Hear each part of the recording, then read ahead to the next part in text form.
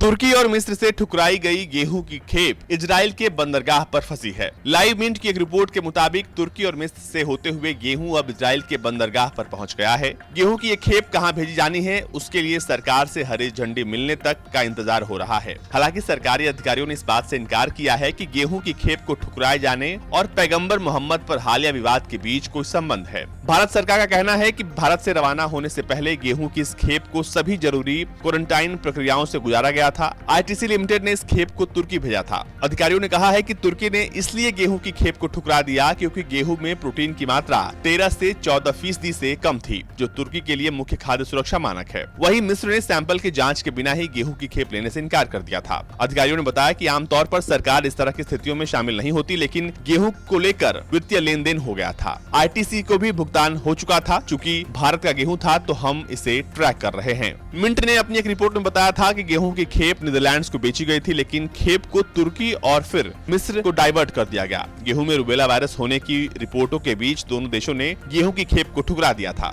एक अधिकारी ने यह भी बताया कि भारत सरकार ने 13 मई को गेहूं के निर्यात पर बैन लगा दिया था, लेकिन इससे पहले ही यह खेप भारत से रवाना हो गई थी। गेहूं की इस खेप की कीमत लाखों में हो सकती है, क्योंकि रूस यूक्रेन युद्ध के बाद अंतर्राष्ट्रीय स्तर पर गेहूं की कीमतों में तेजी से बढ़ोतरी देखी गई है। उपभोक्ता मामलों के मंत्रालय के मुताबिक अंतर्राष्ट्रीय बाजार में गेहूं की कीमत $450 से $480 प्रति टन के आसपास है।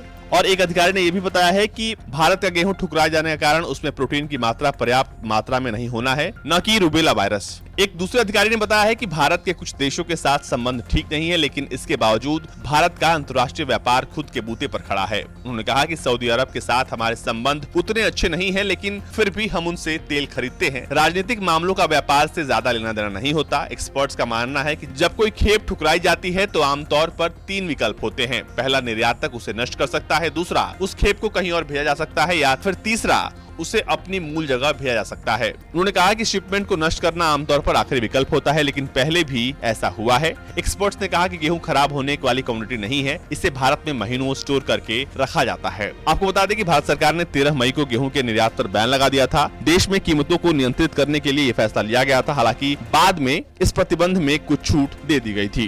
ब्यूरो रिपोर्ट, भारत तक।